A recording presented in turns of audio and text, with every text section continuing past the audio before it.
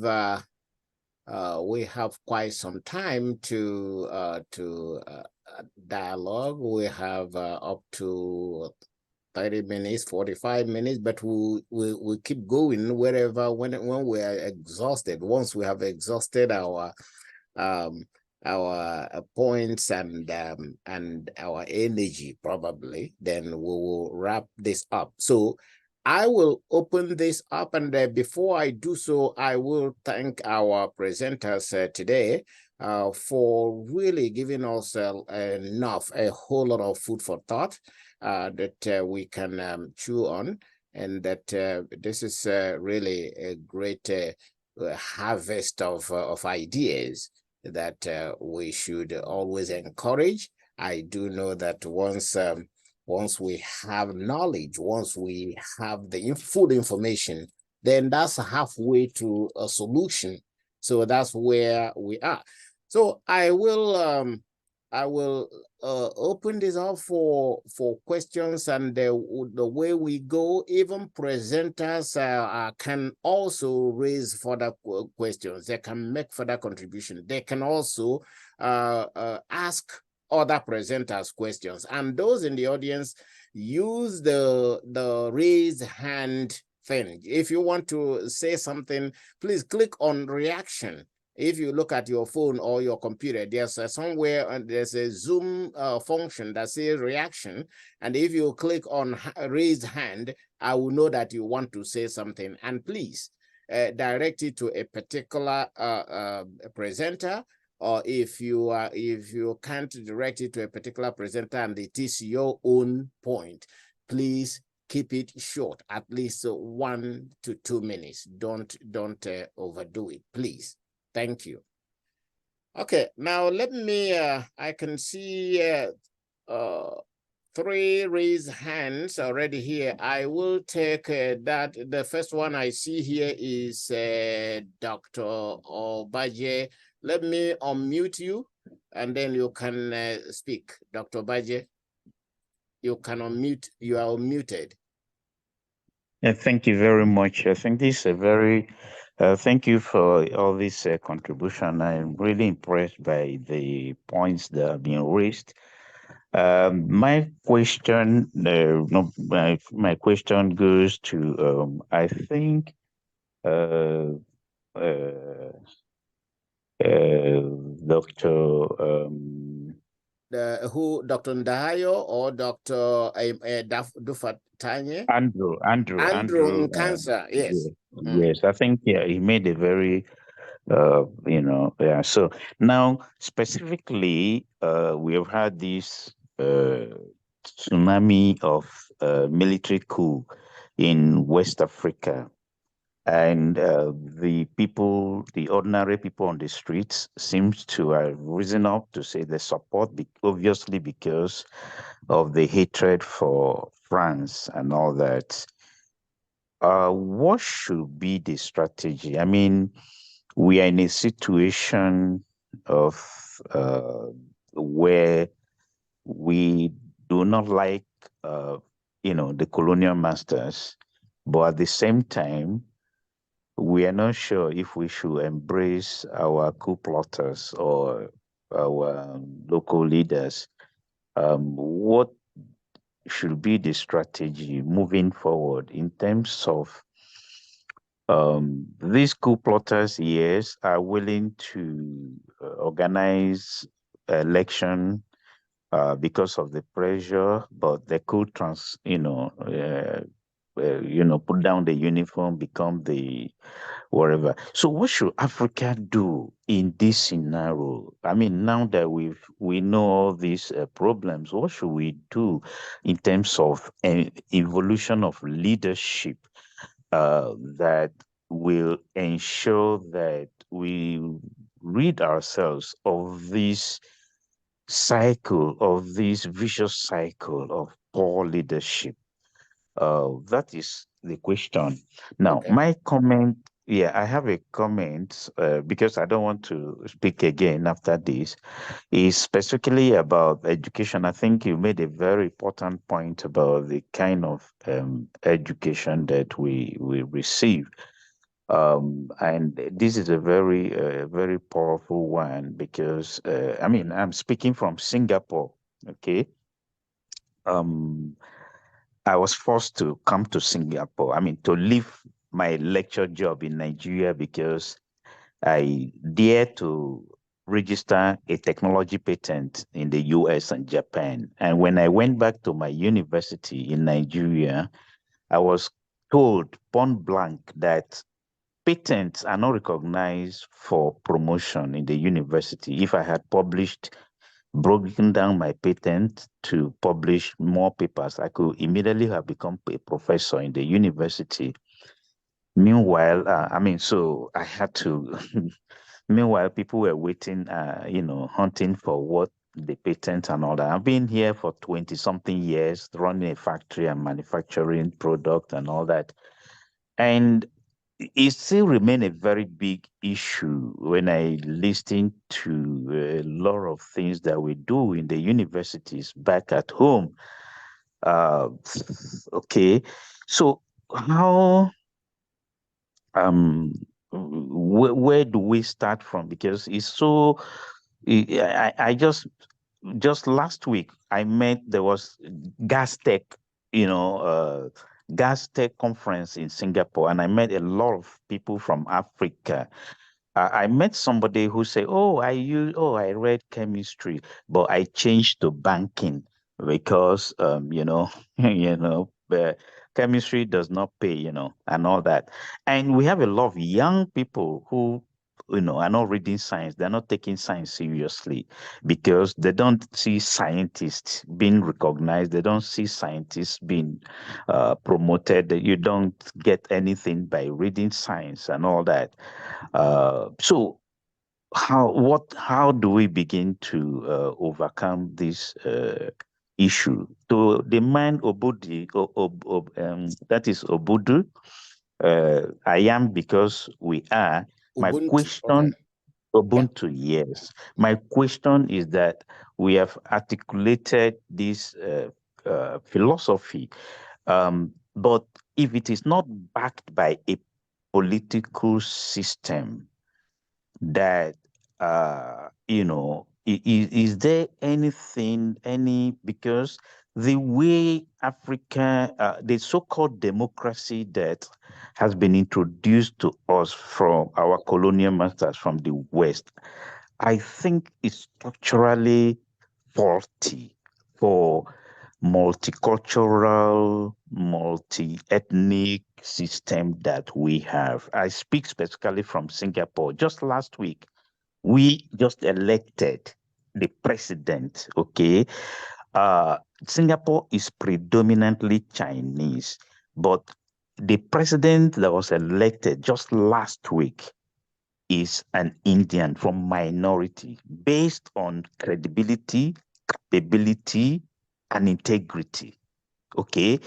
Leadership, and the way we have been given this democracy that we practice in Africa, it does not matter how much we preach about this Ubuntu.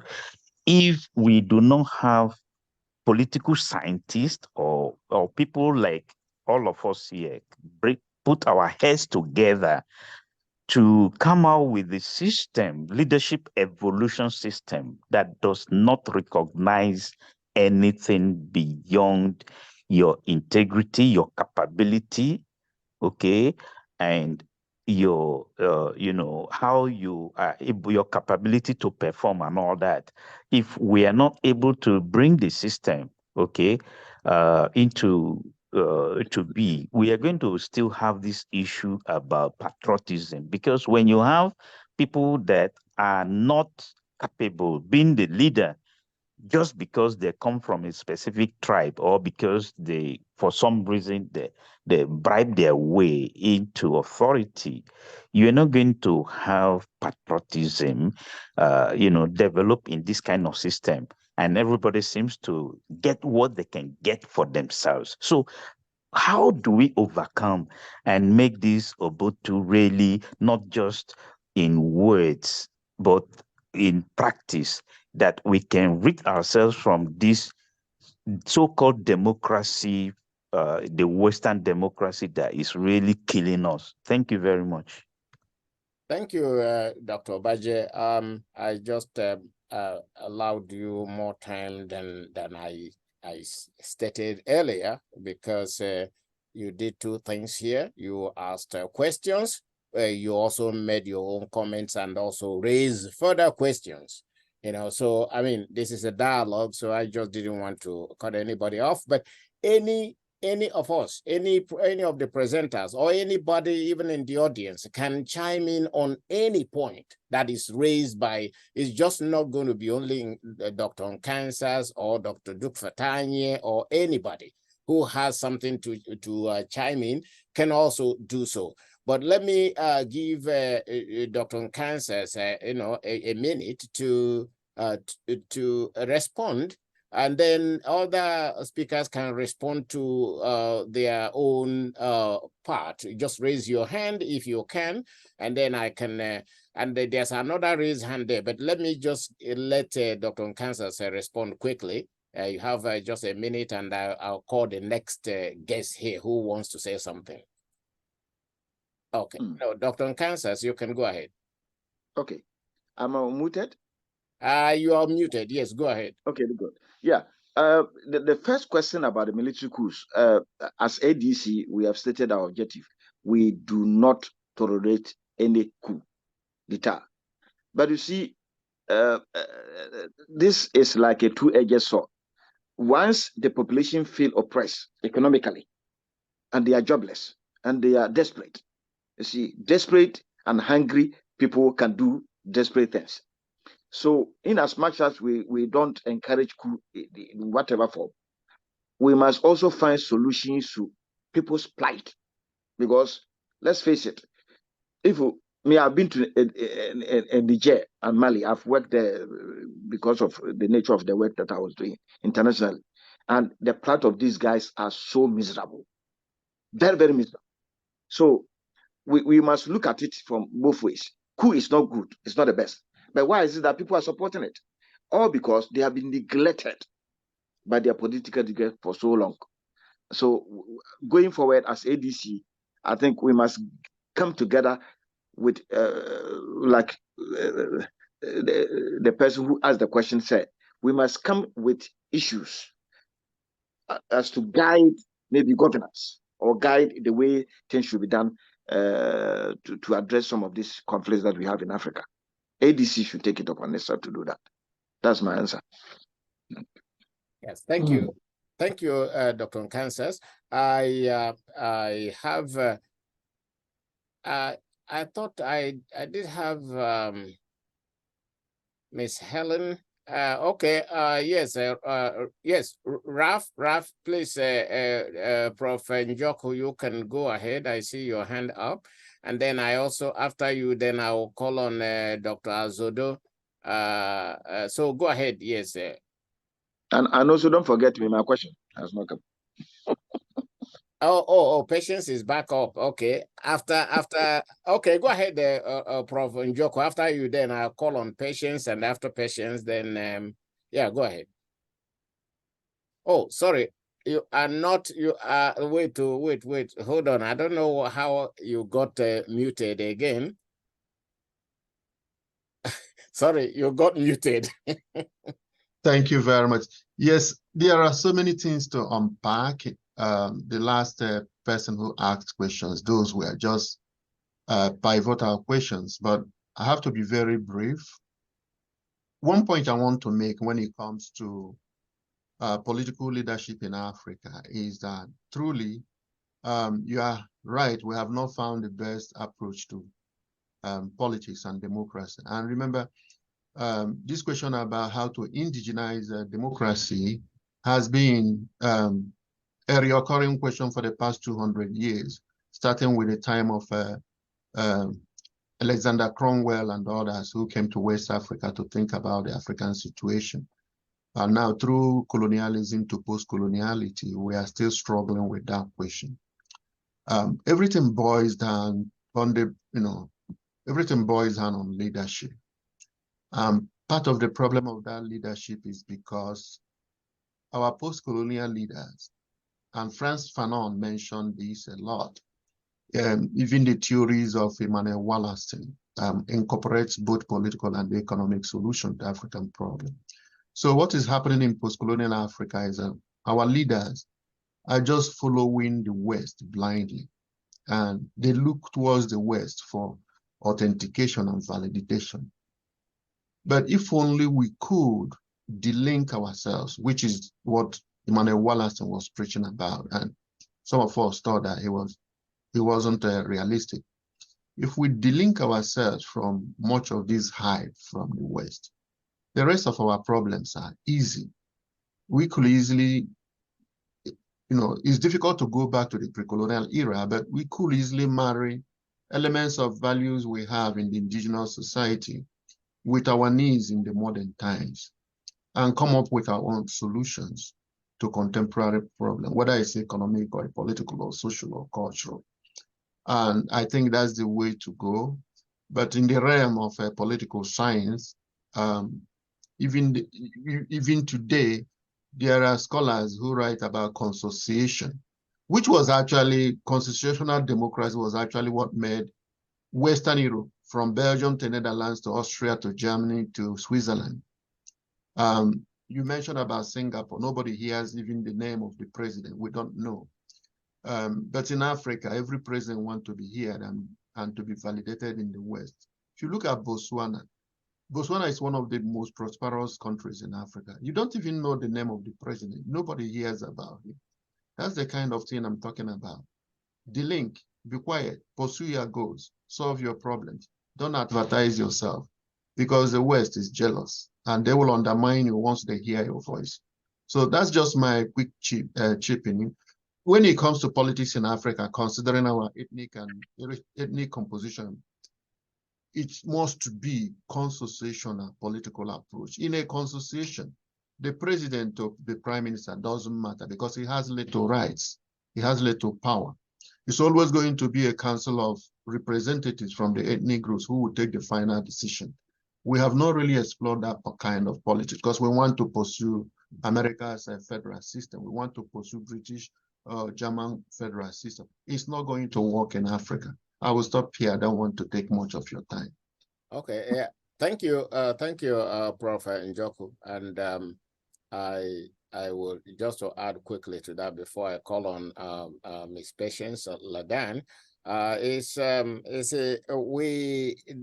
Sometimes it's not really about political system, because as Prof. Njoku just rightly pointed out, it is what we make of what we have. How do we, define exactly what we want, what we want to get from it? Because if it's a matter of system, just look at the so-called best democracies in the world. When you look at them, they run different.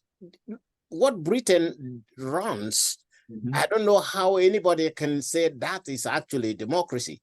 Because here we have a monarchical system running just, simultaneously with the so-called elective system. That on when the when the people who are elected, when those who are running democracy, whatever they decide, unless the king or the queen signs that into law, it is not going to work. The king may not have any input there, but you do whatever you like. Somebody has to take it to their table. So what is that? Is that the same thing that America practices? Not really.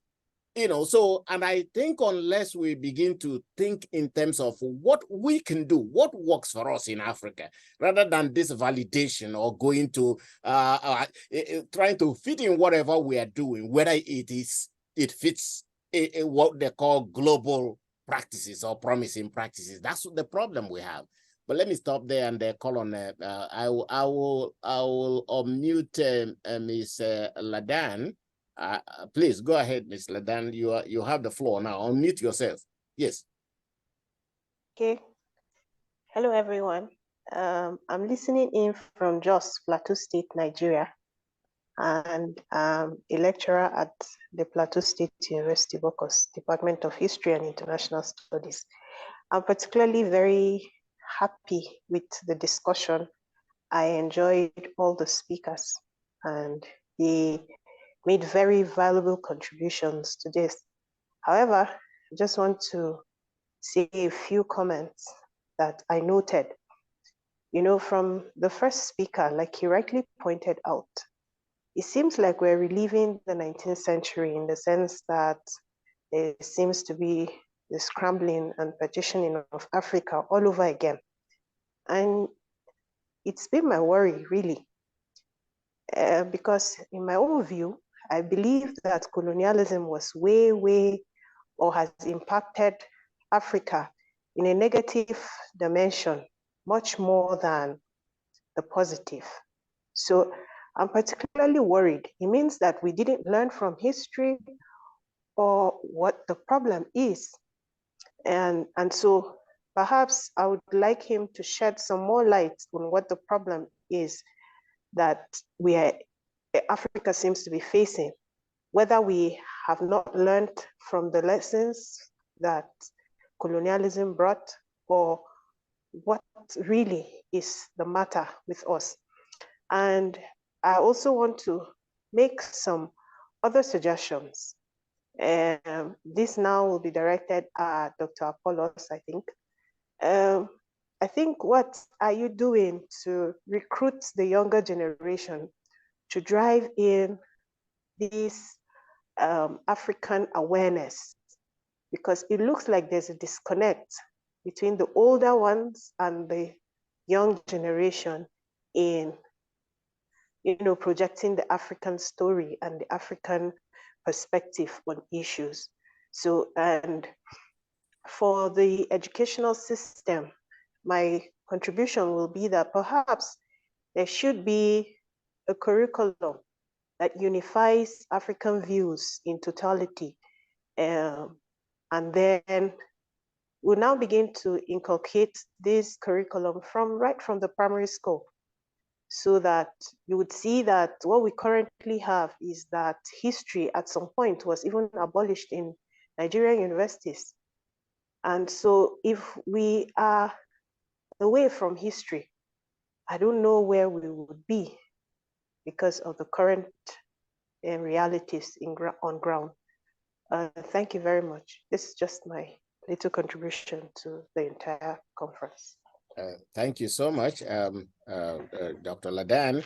I think Prof. Ralph, Prof. Njoku, you wanted to respond quickly before I respond to her too. Yes, absolutely. Yeah, thank you very much for the question.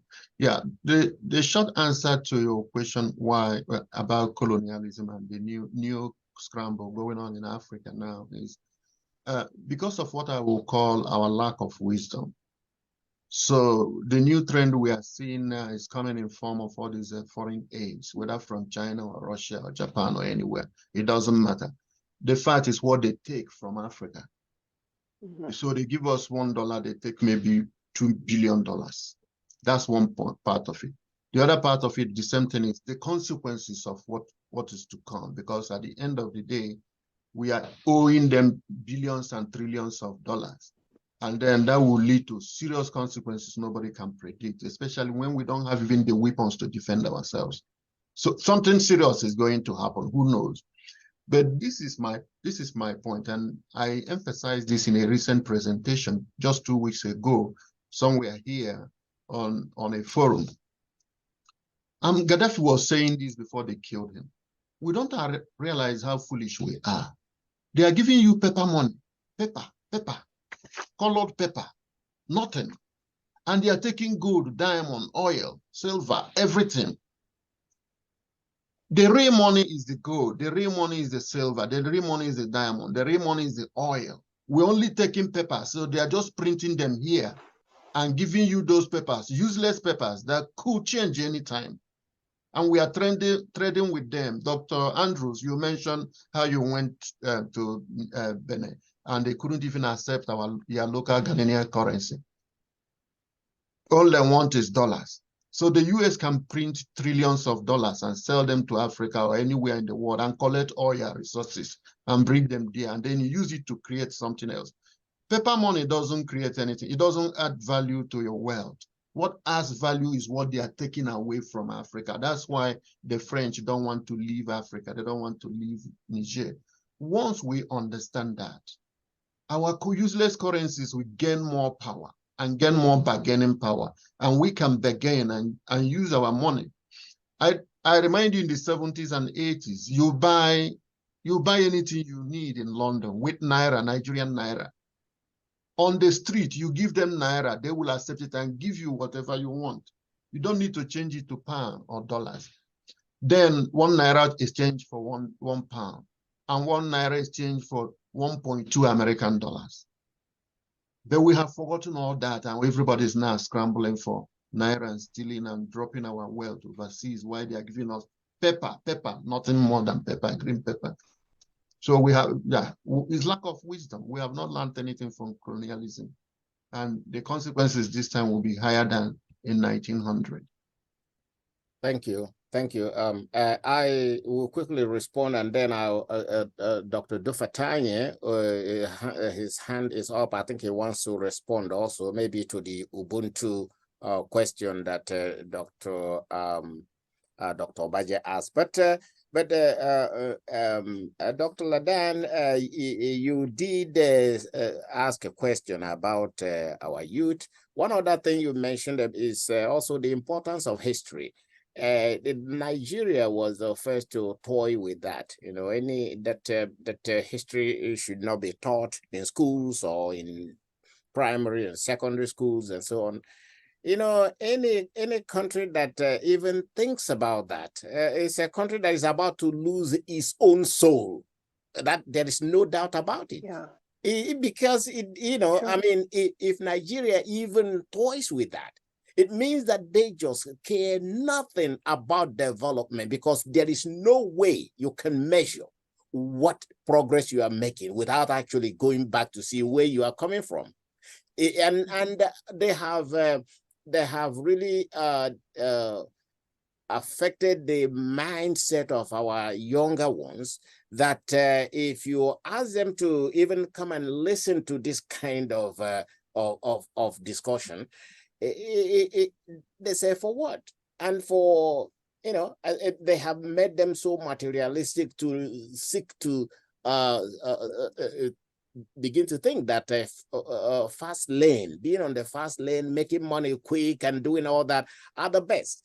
And part of what ADC does, we have, you know, our reorientation. It is part of what is in our agenda, our goal. So we are also going to be depending on members of ADC to fashion out ways to bring our youth to begin to listen to the story, to begin to listen how we can get to the next level and where we are now, and where, like, issues. How many of them know the issues of the impact of colonialism and or even neo-colonialism, and where we look at the little thing that they just heard of, they twisted it.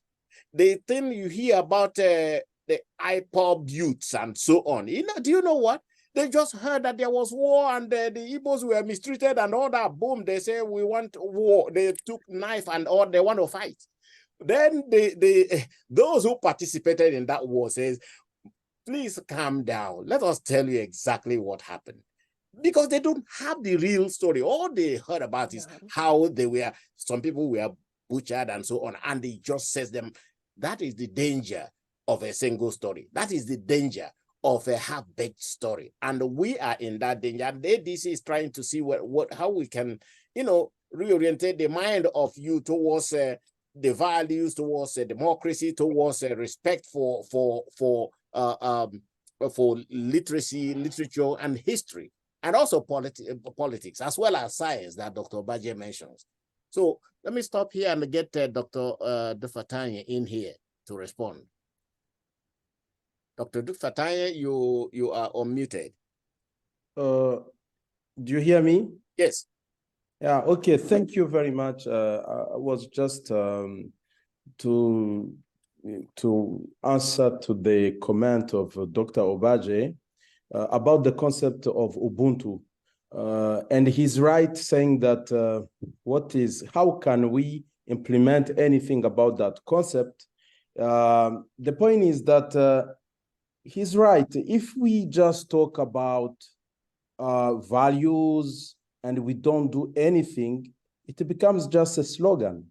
And this is what in that way that even Pan-Africanism is used. Those are just words. The same as democracy. Democracy for Africans, it was the same also question. Democracy is just a word. For Africa, we need a kind of adaptation. We need to find a way. The problem is not democracy in itself. If we want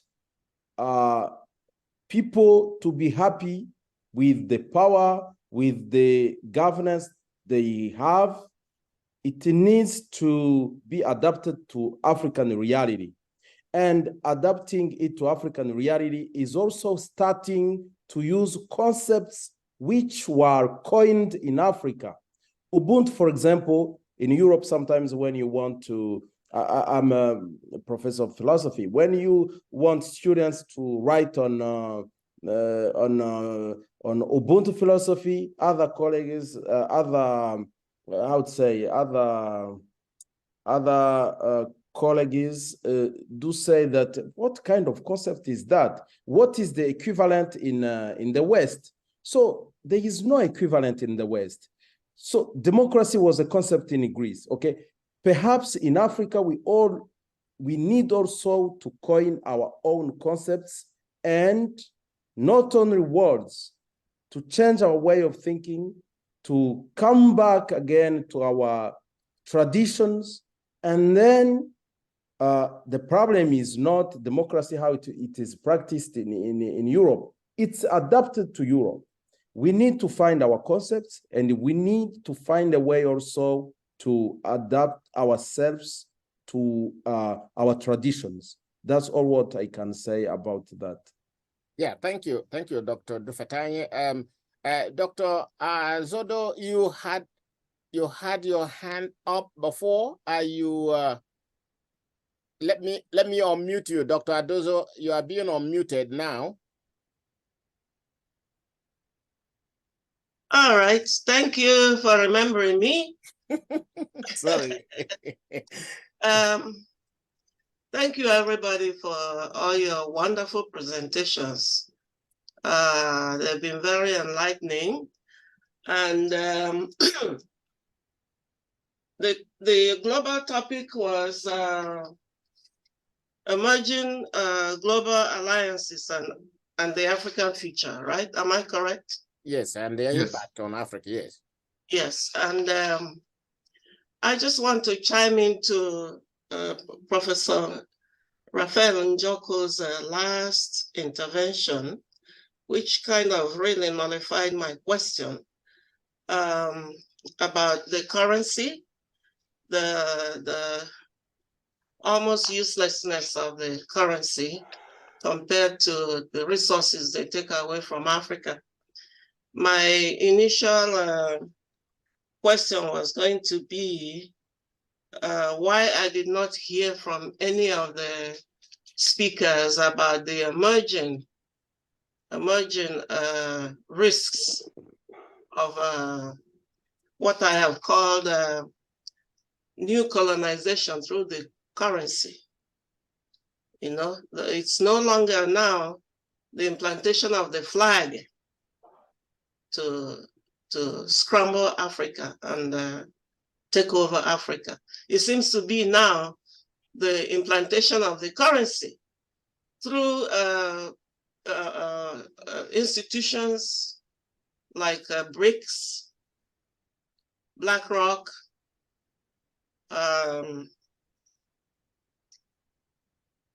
Goldman and Sachs. And not many people are realizing what's happening. Professor Njoku, you also talked extensively about the danger of China in Africa, Russia and the Wagner Group and what they have achieved, France in Niger and other places, and so on and so forth. I think the undercurrent or the common denominator is the power of the currency now. And not many people are realizing it, that we're being sold off our own continent to elsewhere. And why we allow this to happen again and again. It used to be Britain, Italy, like somebody said, France, Germany, and so on and so forth. Now we're being sold, or we're selling ourselves to places like China, Russia, India, South Africa even. At that point, South Africa is no longer Africa, it's elsewhere. You know? Why are we always measuring ourselves against other people? And every time they're the superior. They're in the superior caliber, we're in the inferior caliber. Why can we not, as who was that? Somebody just said something about really coming home and finding our foundations and thriving before we meet the outside world. That's how Japan became big and China became big. Growing up, I used to hear about occupied Japan, and that meant clothes that were not that good, but they insisted on their products until they grew. But Britain used to put them down by saying, oh, that's occupied Japan. I remember that. When you go to the market, you know, to buy materials for clothes, there was a British one, and then the one from occupied Japan. Did they listen? No. They kept doing it until they got better. China, the same thing. Look at everywhere. I mean, I'm talking from the United States. Everything in the market is China. This is supposed to be America. Everything is China. When will Africans achieve that kind of success? Thank you. Thank you. Thank you so much for your question, for your comments and question, Dr. Azodo. I have Dr. Nkansa. Is your hand up, or maybe? Yeah. Yes, it's up. Okay. Let me let you come in here, and then any of the presenters, and also any other person and in the audience who wants to chime in, who wants to come in, please let me know, because we have just 10 more minutes and we will wrap up this. We would have concluded in the next 10 minutes. So please go ahead, Dr. Nkansa. Yes. Thank you very much. And our latest doctor, honorable doctor, the lady, I like your point very much. In fact, I provided partly a solution that we need also our own unified currency. We need it because you see, as per individual countries' currencies, we are so weak, we can't do anything. We need to come together to also have a collective currency like the EU has done. That is one of the solutions. And then another one that we need to do is to, I said it, and I'm going to repeat, to industrialize Africa. We have to use all means, even if it means stealing technology, we need to do that so that we can get ourselves industrialized. That is very important. And thirdly, ADC going forward should be able to draft the way forward. Because if we sit down and say we are waiting for AU to do it, AU is never going to do it. It will take about 20 years down the line. So starting from now, I think we should commit ourselves into writing some of these ideas into policy documents and share. We need to do that as urgently as possible. And maybe my last thing is a question to Honorable Professor Raphael. Africa owing China in trillions of dollars. Is there a way of paying back? And how do we do that? And that's my question. Thank you very much. Thank you. Dr. Azodo, thank you so much. I think you summarized everything, the last two speakers and Dr. Andrews. Yeah, let me start with Dr. Andrews' last question. The truth about it is that there is no way Africa can pay China back. And that's what China wants. They don't even want us to pay them back. because the interest on the loans they have given Africa is more or less like too much for the continent to bear in the next 50 years. And that's why US and these European powers are alarmed, because China had practically overdone them in Africa, things they never expected would happen. So that's the truth about it. And again, coming back to growing our own indigenous development, finding ways to solve some of our local problems and the way forward. I was discussing with Dr. Mwa a couple of weeks ago. I'm thinking that this forum, the ADC, should be able, going forward, to invite African leaders to this forum. Yeah, invite them to this forum. Yeah, there are some of them who are ready to come. Get them here.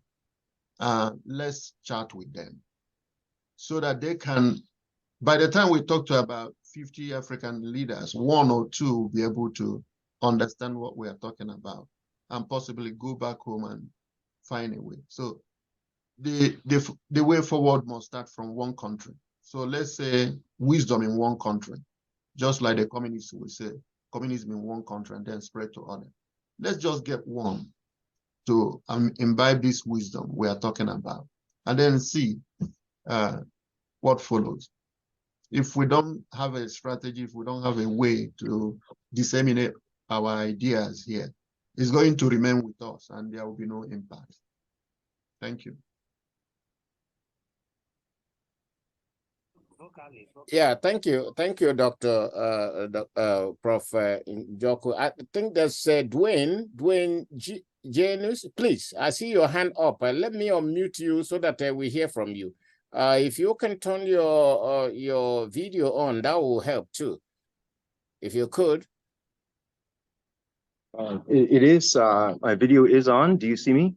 Oh yeah, we see you over there. Okay. Thank you very much. It's a pleasure to be here. Coming to you from Toronto, Canada. Oh, and beautiful. so just wanting to give a perspective from the diaspora. And it's interesting. I don't know. I haven't really seen anyone else from the diaspora here except for my other friend. This was forwarded to us from a colleague. And so it is interesting. We here in the diaspora are following this very carefully. All the news from Africa and Niger and Gabon and Nigeria, and we see this, the scramble for Africa, China, Russia, India. It's as if it was happening again, what happened 100 years ago. And so we realize here that if Africa is not free, nobody in the world who is African is free. This is a fundamental problem that we understand. Garvey spoke about it, over 100 years ago. So we are watching it very carefully. One of the things, there's 2 things as I was listening to the commentary that I want to mention. I've often heard about the coups, and we call it coup d'etat. And I think the language is very important. The language is always from the perspective of the colonizer, because the American Revolution, we talk about that. They called it a revolution. They didn't call it a coup. But this is a revolution that is happening in these countries. But yet it is framed in the perspective of a coup. The people in those countries don't see it as a coup. They see it as a revolution. So that's the first point I want to mention. The second point is I want to mention, we often wonder why things are the way they are. I think over the century, the psyche of the African person has been bent out of shape. It's been really bent out of shape. My background is Jamaican, and we have a saying, the Africans who were brought there have a saying, is that belief kills and belief cures. And how can we come from a continent that is the richest continent on earth and believe that we are poor? You are not poor. How can you be the strongest people on the face of the earth in every way, and yet you're weak? Mm-hmm. You believe that you're weak. So, and as we believe this, our belief manifests our reality. So I really commend what is happening in these countries. I don't see it as a coup. I think these people are coming to realize that their own strength, and they realize that once they take off those shackles, that the sky is the limit. They have no impediments. It's going to be hard in the beginning. I think you need to get the colonizers out. first. You need to get them out. And then the second thing is you need to create a systems that are African for ourselves, by ourselves, that work for us. Those two challenges, I don't know how you accomplish them, how you get everyone out. I don't even know. That's another topic. And the other one is how we organize ourselves in a way that is unified and we speak with one voice. That's another challenge in itself. But those are my comments, and welcome any comments about what I said as well. Thank you. Thank you, Dwayne. I think this is what you said is it's really eye-opening, and you're right. As a historian, I know very well that yes, I think we describe thing from our own perspective, and yes, some of these somebody has mentioned that before. Why is it that when there's a coup in an African country and you see the population jubilating and all that, is that did they just have a leader? Because in history they say before a people can rise in rebellion, they need a leader to lead them. And so are these people just leaders leading a popular revolution, even though they are doing so by force? So maybe we have to, I think the narrative in a way, Dwayne, I do agree with you. The narrative may have to shift a little bit. I think what bothers some scholars is if you enable this, if you dignify it, then to what extent do you, how do you sift the chaff from the real thing when anybody somewhere can shoot up himself to power and that kind of stuff? I think there's a dilemma here, but I think you have a point where we gauge the popular sentiment and reaction of the people when something like this takeover of power occurs. Like what happened in Gabon. What happened in Gabon was something really, striking. The way the population, the way they accepted that. I think there is the people can rise in rebellion, and maybe through that rebellion they now refashion a better way to govern themselves. It may not be just a question of replicating what is out there, because immediately this happens, the next thing is, when are you handing over to democratically elected? Well, we can define exactly what our democracy is. As Prophet Joko said, we can find ways, we cannot reinvent the wheel, but we can at least try to make it change direction and the way we want it. I have Helen Starling Clark also wants to make, let me unmute you, Helen. Please, let's hear from, although we've passed our time allotted, but please, let's hear from Helen here. Please go ahead. I'll be very short. Hello, everyone. Dwayne gave me the courage to speak. I've been listening to you for the past hour, so I came a little bit late. I am so delighted to be at this first conference. Please include us in what you're doing going ahead. I'm also in Toronto, Canada, very interested for many years about what is happening on the continent. Dwayne and I are in a group together where we think about what is happening to us, which is extremely very sad. You hear what is happening. We live it on the streets here. This is we are also in an intolerable situation. I don't know what the answer is. I know that we are from slightly different cultures, but I do believe I'm an African person. In fact, I'm a bit too romantic about that idea. But what I am also aware of for many years now, having gone to school with many people from the continent, is that we have a lot in common. And many of those people have stayed here. They have created money. They have a different philosophy of what it means to be African and what should be happening in Africa. So I didn't hear this that much, although I heard our learned speakers speak about the diaspora and what could be, what could be done. My question really is, how are we to be included? What are our roles? And maybe you didn't speak to that because I can see most of the speakers are speaking about the internal politics. But quite frankly, you have a lot of learned, well-to-do, good thinking and people who actually, as Dr. Chiamboro Okwao speaks to, have American dollars that, although I take your point, that that is not what we should be looking at. That is what they are looking at right now. How do we use the resources and the philosophies and the life skills that we have here, even in our own ways of poverty here? How do we join efforts to make something happen? Because we are being treated in the same way you are here. We're just in a slightly different social setting. So I would like for us to put our minds to that. I don't know who all the thinkers are who are here, but you do. I'm sure that you do, and to start thinking, what is the nexus and how can we start thinking and what contribution can be made by the people who are on the other side of the pond? Yeah. That's all I wanted to do is that and there are many, many, many of us who really want to be included. I myself personally, please note my name, connect with me, let me know what is happening. I want to be a part of this. And those are my thoughts. Include us and tell us what we can do and strategize, knowing that there are many of us here who can help. And it's not only about money. Yes, thank you. Thank you so much, Ms. Clark, and also Dwayne.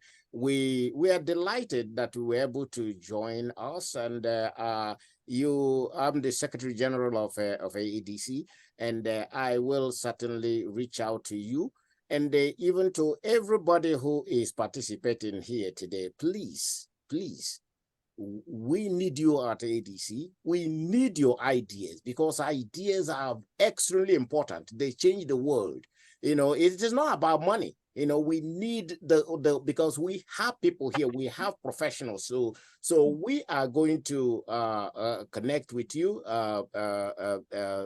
Helen and Dwayne, and then also with everyone here.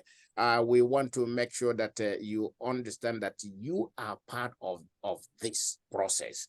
We don't talk a lot about money in ADC. It's just that some people, when you want to, there are most of our officials are here.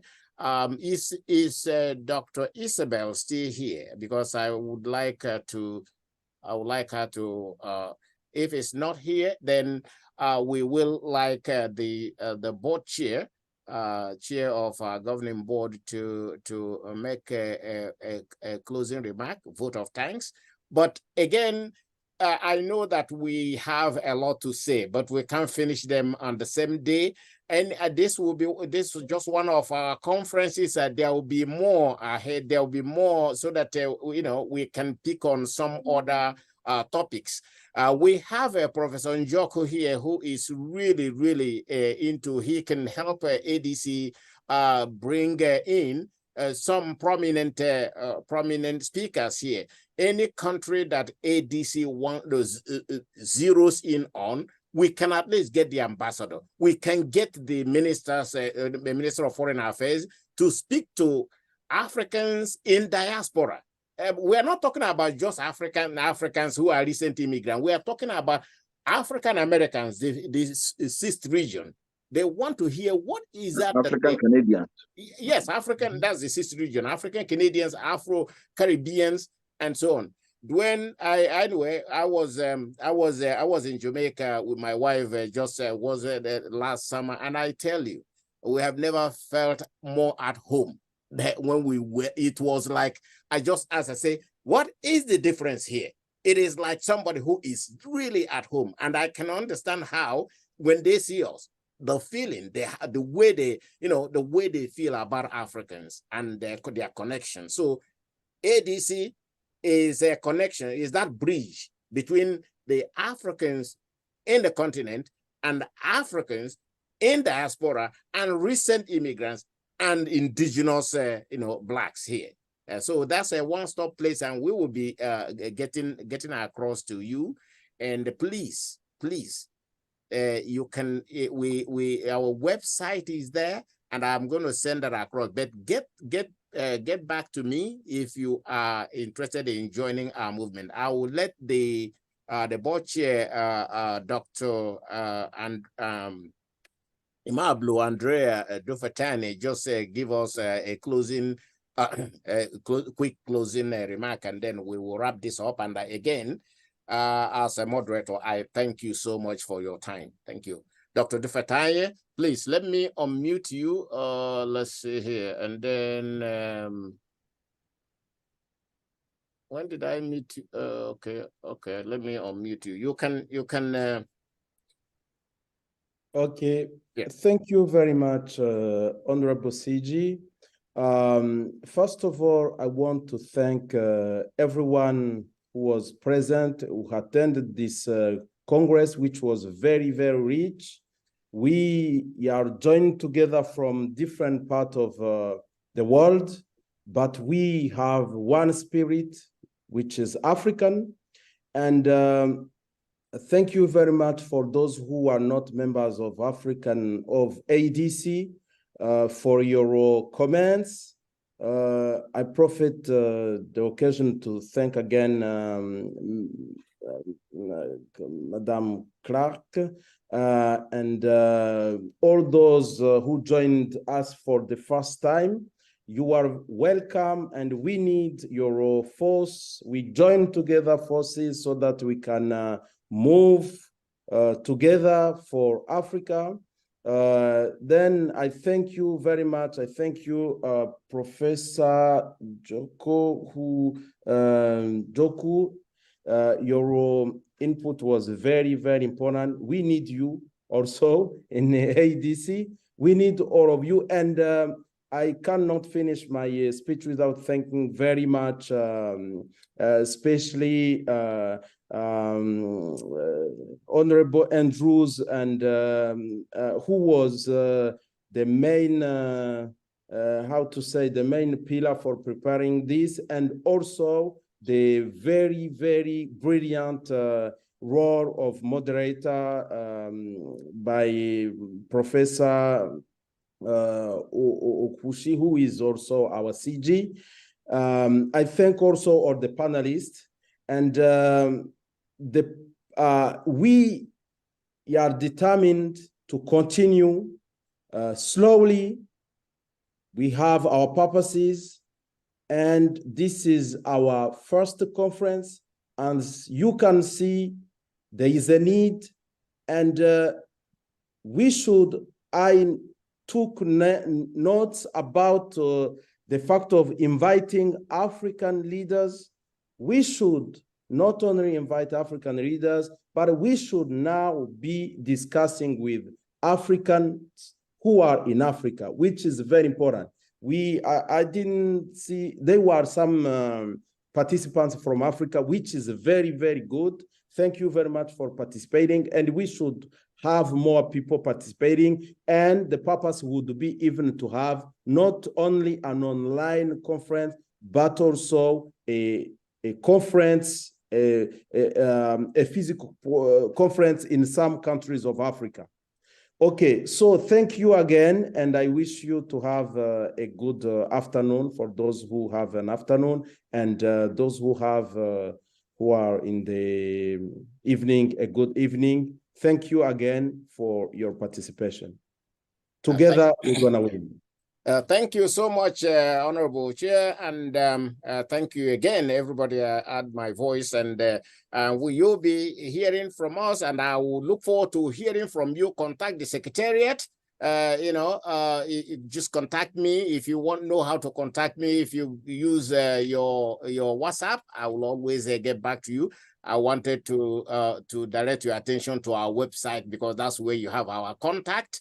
We are also on Facebook, and so anyhow you can reach us, that's fine. If you have ideas, we'll certainly want to hear those and also work with you. And again, thank you so much, our honorable guest speaker, Professor Njoku. I called immediately. I told you about this. You had no issues, joining us today. Thank you so much, and we look forward to your other ideas on how to move this to the next level, because that's what is uppermost in your mind. So that we're not just talking to ourselves, we are talking to some people who may some opinion makers, and people who are administrators themselves. They may hear from us and probably think about how to make changes. And again, we are also, we can draft some policy changes, we can draft some advice, we can do things and advise them on the way forward. Thank you so much, and have a great weekend. Thank you.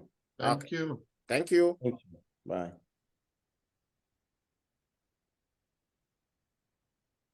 Thank you, everybody. Thank you. Thank you so much. Yeah. Goodbye. And those from Nigeria, thank you so much. You have done so much. I know what data is to connect and stay connected.